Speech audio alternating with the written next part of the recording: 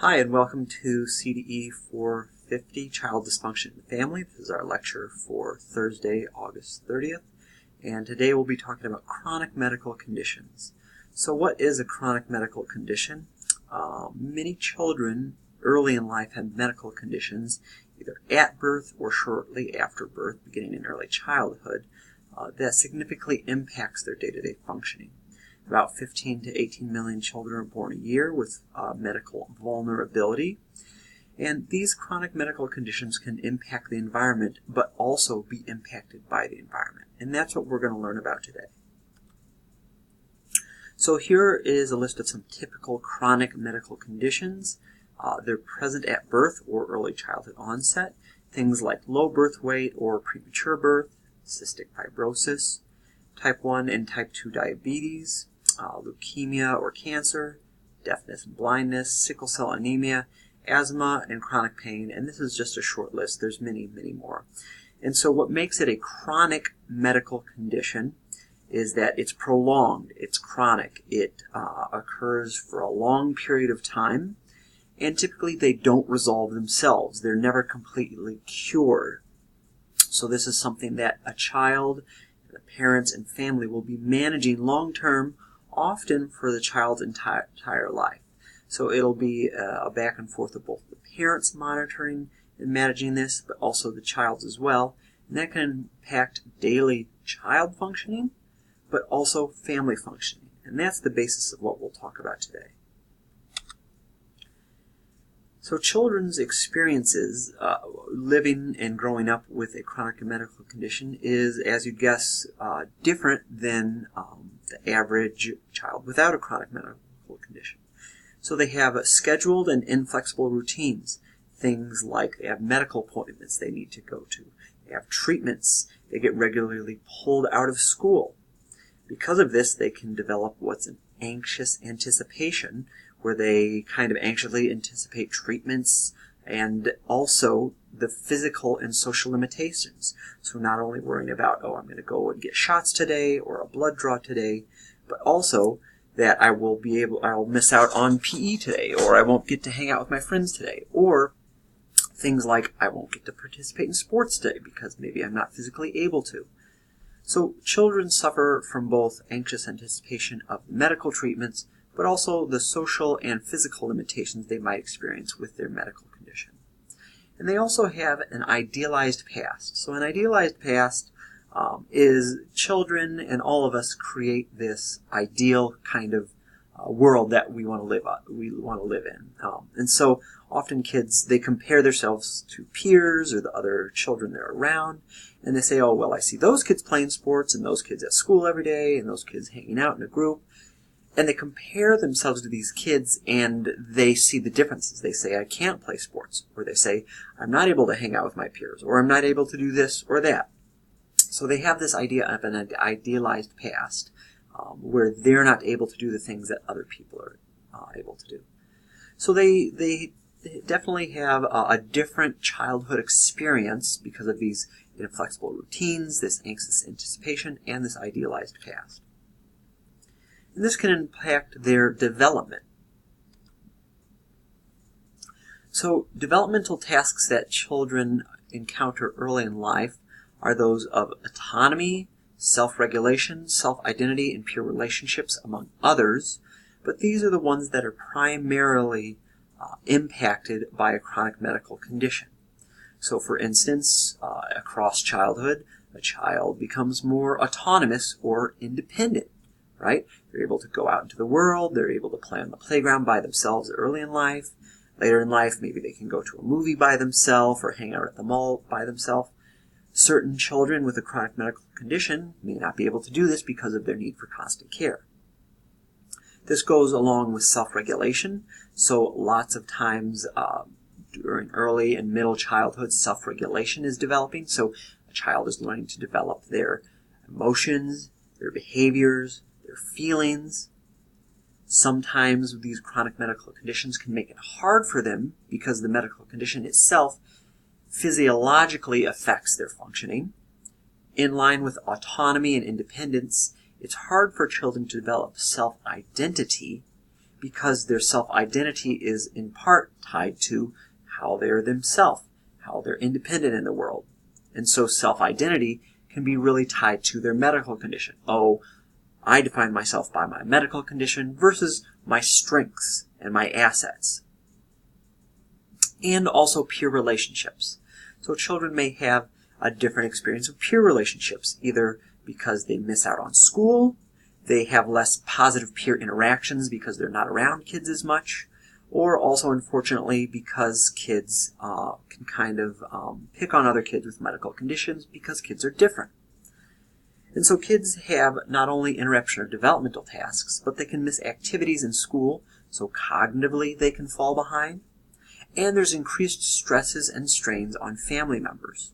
So these kids have more family stress because they have these chronic medical conditions. Those can be very costly. They might have less financial resources, less resources in the home. And so all of these play into a child having a different experience, but also having different family and home life as well. And so children have thoughts about kind of their personal experiences, their home experiences. Children are more insightful than we give them credit to. They know that we kind of don't understand them, that their peers don't understand them, that we feel pity for them, that there's misunderstanding. And it's hard for a child who is socially and emotionally developing to kind of experience these feelings from their peers, from teachers, and from adults. So, for example, sometimes I just can't take it. People look at me and every one thing. Some days I just can't handle it. I can't answer the questions, and some days I just can't take the stairs. And also, cancer results in your life not being able to be normal, not having a normal childhood since I was 9. It just affects how you live and everything. And also, I felt sad because I'm tired and I can't play and I can't go to school. Once I could go to school and play outside, but now I can't. So, not only is their mental health being impacted, their physical health being impacted, their engagement, their family life, they're missing out on important developmental activities, but then they also have their internal thoughts about these processes, about how they're being treated, and they know this, and that can impact them as well. And so we know chronic medical conditions are associated with poorer children's mental health.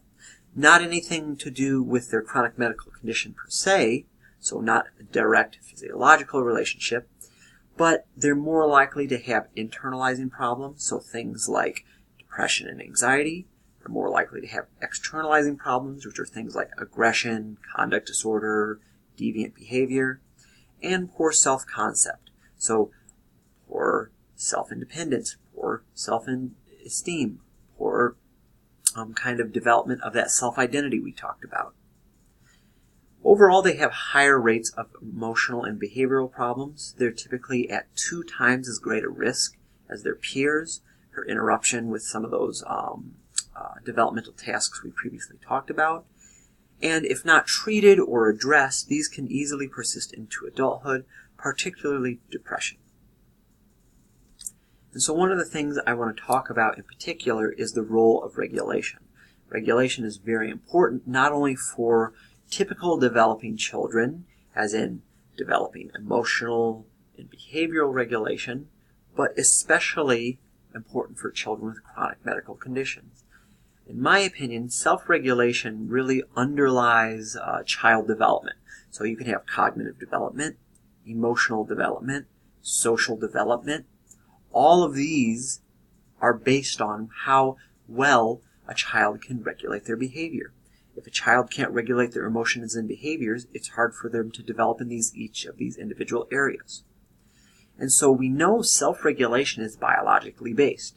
It is something a child can develop over time, but it is in part biologically based on a kid's genetic predisposition, based on their biological prenatal programming that we talked about previously.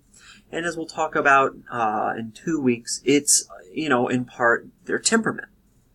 And so children's self-regulation, their automatic stress response, so how they respond to stress, we talked about that previously, their neurodevelopment, that can be affected by chronic medical conditions. both in that they're not developing their self-regulation in line with their peers, but also physiological issues with their chronic medical condition can relate to physiological disruption of the biological development of self-regulation. So it's tricky. So it can both impact their self-regulation through an environmental route where they have trouble building self-regulation, but also a biological route where they have trouble building it because they have a biological kind of vulnerability. And so how a child copes with their chronic medical condition can buffer this, can buffer the impacts of their chronic medical condition, and it can either help their self-regulation or it can make their self-regulation poorer. And so there's a number of different strategies that they can engage in. So children's coping with chronic medical condition can be active, and this is where a child actively attempts to influence objective events and conditions. And to a certain extent, this can be helpful, but by and large, it is not the most helpful strategy. So if you think of a kid with a chronic medical condition, let's say they have diabetes, active kind of chronic medical condition coping might look like they try to influence their actually having diabetes. They try to look for cures for diabetes. They try to get rid of their diabetes. And so that's actually not so successful because it won't work. The secondary type is accommodative, and this is where a child tries to attempt to maximize their fit with current conditions. And this is the strategy, the coping strategy that's related to best outcomes for children.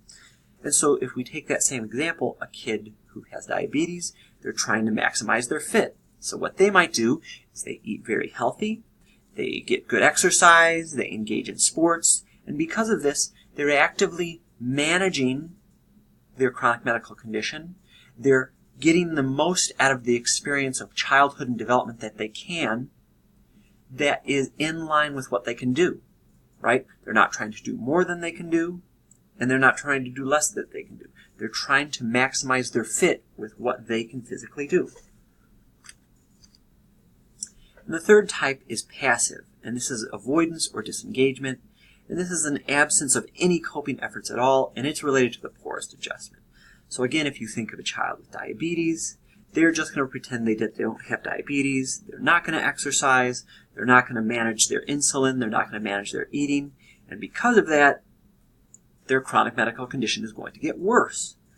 Their chronic medical condition getting worse is probably going to affect their both behavioral health, their other physical health, and their other mental health.